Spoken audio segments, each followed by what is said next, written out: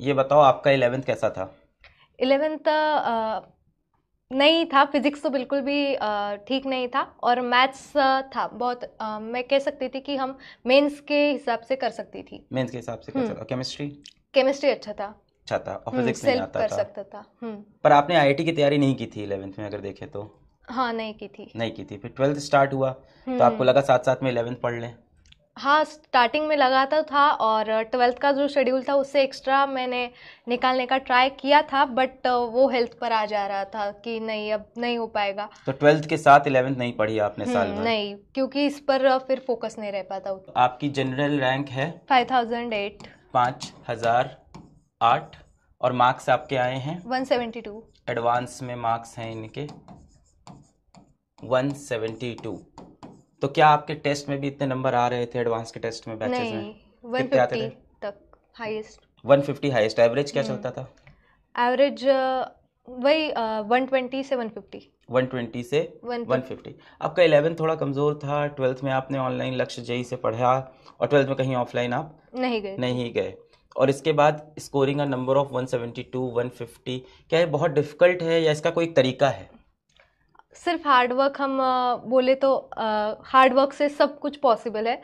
ऐसा आज कुछ तरीका नहीं है, जो टीचर्स बोल रहे हैं बस उसी पर हमको फोकस रहना है। यूट्यूब वगैरह, इनमें बहुत सारे टेक्निक्स वगैरह बताए जाते हैं, वो ना हमको देखने हैं, वहाँ पर स्क्रॉल भी करना है, बिल्कुल भी नहीं जाना है। टीचर्स जो बोलते हैं वो सफिशिएंट होता है बहुत। आप यूट्यूब नहीं खोलते थे बीच में? नहीं, बिल्कुल भी नहीं। कुछ नहीं देखते थे यूट्यूब पे? नहीं, पढ़ाई से? पढ़ाई से भी नहीं देखते और थे। बिना पढ़ाई के? नहीं। बिना पढ़ाई के भी नहीं? इंस्टाग्राम अकाउंट अकाउंट था आपका? नहीं। नहीं। मोबाइल आपके पास खुद का मोबाइल था? नहीं, मेरे पापा का था। हाँ, देखिए ये इम्पोर्टेंट है। तो आपने अपना मोबाइल क्यों नहीं लिया? ज़रूरत नहीं लगी एज सच, और उसमें 12,000 तब लगा नहीं कि लेना अच्छा रहेगा। तो पूरा तो 12th पापा के मोबाइल से पढ़ा? तो पापा नहीं मांगते थे फ़ोन वापस तो? पहले पहले तो बहुत चिल्लाते थे, पर उनको फिर पता चला कि नहीं करना है तो फिर नहीं बोलते थे। बहुत बढ़िया। और क्या पूछ रहे हैं इन लोग? स्लीप आर, ये भी अच्छा सवाल है। कब सोते थे आप? What was your sleep hour? या कितने घंटे सोते थे, ये बात कर लेते हैं जनरली। 6 आवर्स। 6 hours average?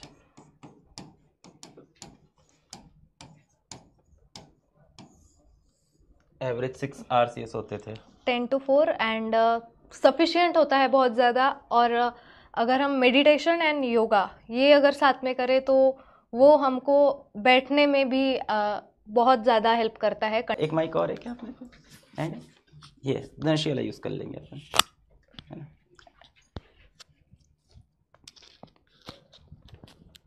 हाँ, आपको कैसा लग रहा है?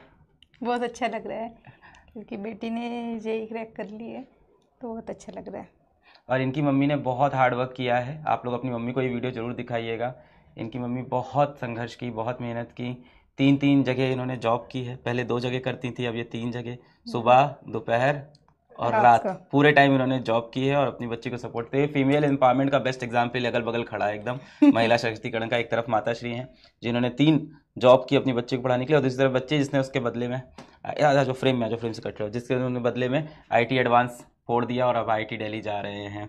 आप थोड़ा सा बताएंगे अपने कहानी के बारे में, कुछ भी जो आपको अच्छा लग रहा हो? बहुत सी माताएं इसको देखेंगी। कुछ नहीं, बच्चों की पढ़ाई, जब बच्चे अच्छे होते हैं पढ़ाई के लिए तो माएँ सब कर देती है, और मेरे को ऐसा लगता है कि जो हमने फेस किया वो बच्चों को नहीं करना चाहिए, इसीलिए उनकी पढ़ाई के लिए कुछ भी कर सकते हैं। बहुत बढ़िया। सब नमस्ते बोल रहे हैं आपको। नमस्ते मम्मी जी।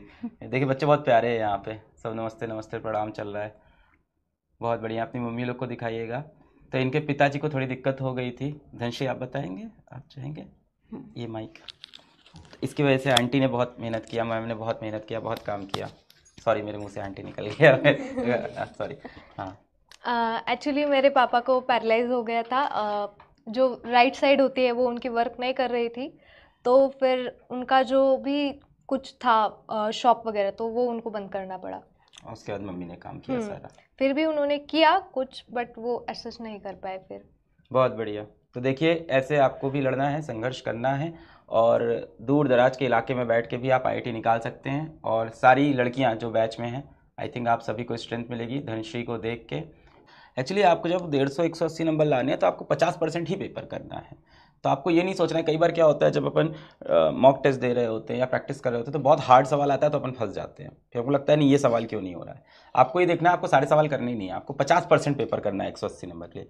तो IIT एडवांस में सेलेक्ट होना, वो 3000 से 5000 की रैंक लाना इतना भी डिफिकल्ट नहीं होता। हाँ, मैं मान रहा हूँ आप अगर कह रहे हो कि आपको double digit triple digit rank में जाना है तो फिर आपके लिए फिर सारे चैप्टर्स आपके उतने ही डेप्थ में स्ट्रांग होने चाहिए। पर जब आप सोच रहे हो 50% पेपर आपका बहुत अच्छा हो जाए तो आपके कुछ चैप्टर्स बहुत स्ट्रांग हैं, कुछ मॉडरेट है, उससे भी काम बन जाएगा। और सबसे बड़ी बात, IIT एडवांस के अंदर सारे क्वेश्चन क्या डिफिकल्ट आते हैं? बिल्कुल भी नहीं। वही एक इम्पोर्टेंस है कि हमको पहले 10 मिनट पेपर रीडिंग में लगा देने चाहिए। कोई आगे जा रहा है वो नहीं सोचना चाहिए, क्योंकि जब हम करना स्टार्ट करते हैं तो वो जब क्वेश्चन में अटक जाता है तो हम धड़ाधड़ जो इजी है वो हम करेंगे, फिर मीडियम और फिर टफ की तरफ जाएंगे तो हमारा जल्दी भी हो जाएगा और एक कॉन्फिडेंस भी आ जाता है कि नहीं हो रहा है। नहीं तो फिर प्रेशर हो जाता है कि जो पहला ही टफ आ गया तो ये तो हुआ ही नहीं मुझसे, अब क्या, तो वो नहीं होगा।